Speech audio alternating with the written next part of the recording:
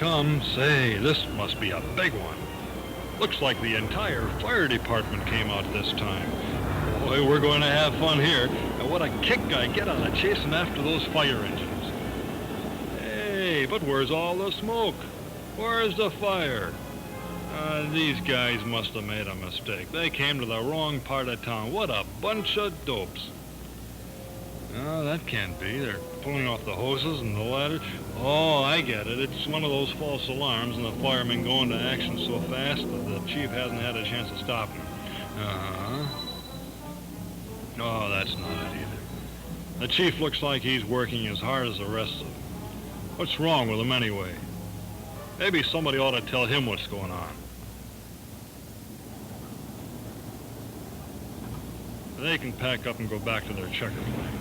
As who do they think they are, going out on a joyride, acting like a bunch of show-offs, holding up all this traffic and wasting the time and money of us taxpayers.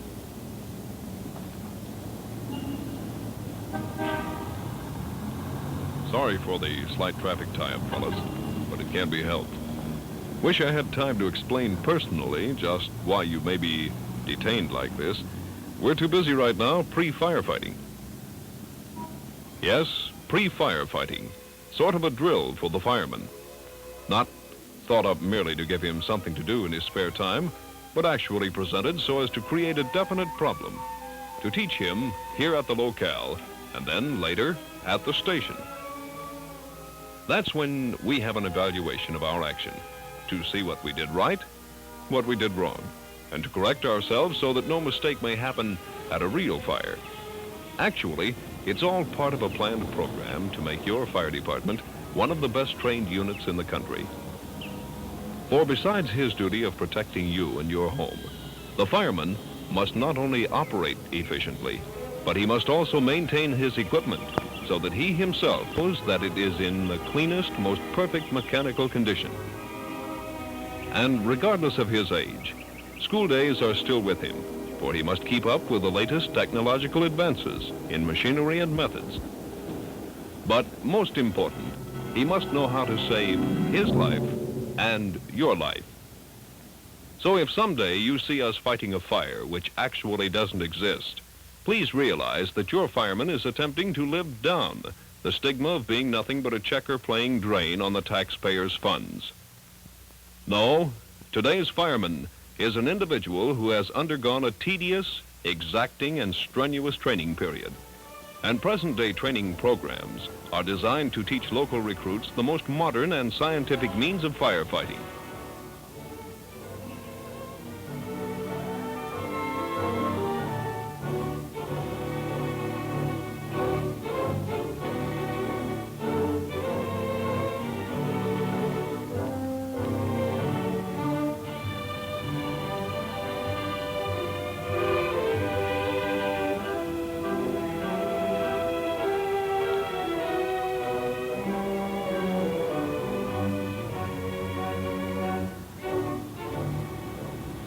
Your fireman realizes that upon completion, he is well qualified to perform the hazardous tasks that his job will demand of him. For instance, this man is not trying to show off his skill before his buddies. Rather, he is demonstrating his confidence in the apparatus with which he has to work, his trust in the equipment in which he entrusts his life.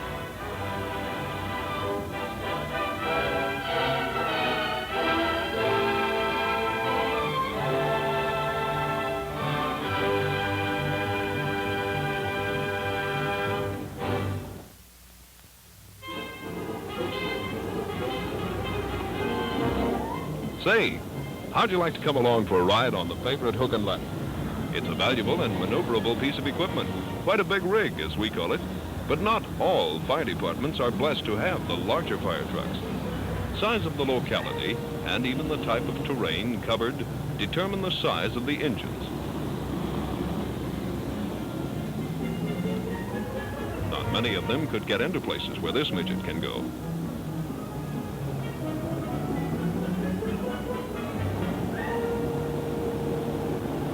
Some of us have the newest, most modern trucks on the road.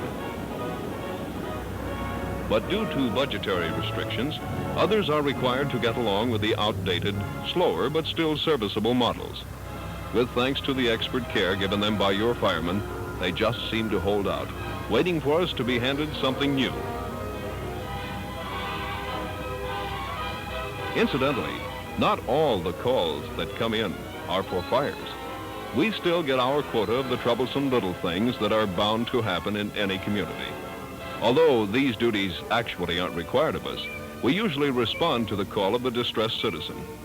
Getting this cat out of a tree is far from being simple, but the fire department is oh so handy with its long ladders.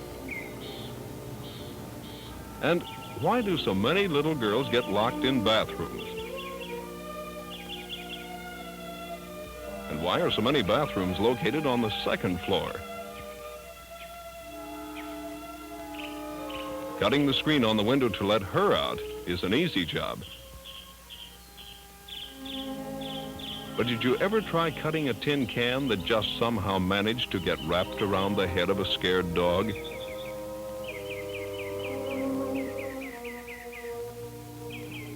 Give him a cookie. Maybe he'll hold still while you do the job. Or then there's the curious type of little lad who gets caught in the silliest predicaments. This kid is really stuck. But your firemen have had enough experience in these major emergencies to know that a few handfuls of grease, or better still, a bucket full of real soapy water will soften his clothes, lower the friction, and out comes Junior. And he's fit and able to try crawling through a smaller pipe tomorrow.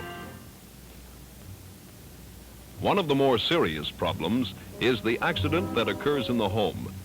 Because the frantic citizen sees an immediate emergency, it is often the fire department which is first called to the scene. Be thankful that some departments have ambulances to rush the injured to the hospital. Telephoning for your firemen is even more justified when inhalators are needed, since most of us are fortunate to have these rescue devices. Moreover, in this case, the fireman does consider it part of his duty to respond to the call of the panic-stricken. The lives of countless persons of all ages have been saved because of prompt action by both you and your firemen. But whatever the emergency, be it in the home or on the highway, your fireman stands to serve you and your requests.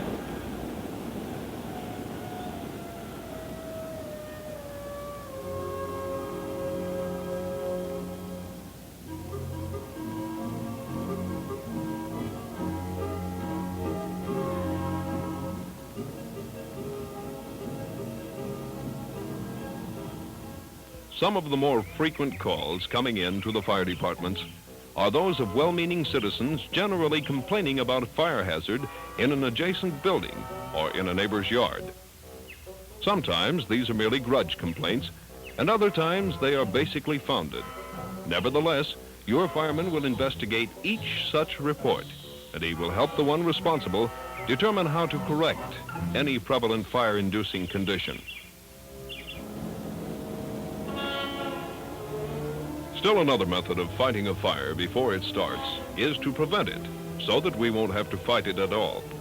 As a community service, fire inspection teams composed of members of local battalions make regular calls on homes, business, and industrial establishments to determine if any hazard may be present. All of this is part of your fireman's job, to make your area a better and safer place in which to live. Don't be hostile to them on such an inspection, nor should you consider it an invasion of privacy. The firemen aren't snooping, you can be sure. Their primary thought is to discover through the trained eye the little things which the homeowner or merchant may have overlooked. Again, his sole purpose is to prevent that fire, to save you those precious dollars, personal injury, or even death.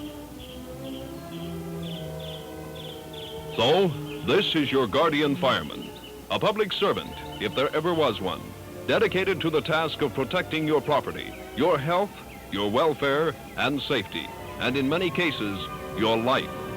No single demand on him to serve you is too small or too great. He responds to your call as swiftly as modern transportation can carry him. Yes, he gives his all, or his life if necessary to protect yours. He is the unsung hero of the village, town, and city, the county, state, and country, guarding and serving you day and night. Besides his specific duties, his job may demand that he act at different times in the capacity of mechanic, plumber, cook, doctor, carpenter, policeman, teacher, student, inspector, reporter, engineer, salesman, housekeeper, dispatcher, chemist, and missionary. Behind a fireman's badge is a big heart and even bigger purposes. Every minute of the day, he is kept on the alert for your protection. He is too busy to complain or grumble, but never too busy to protect or serve a citizen. He is the friend of old and young, businessman, laborer, and housewife, and he serves any race, color, or creed. This is your fireman.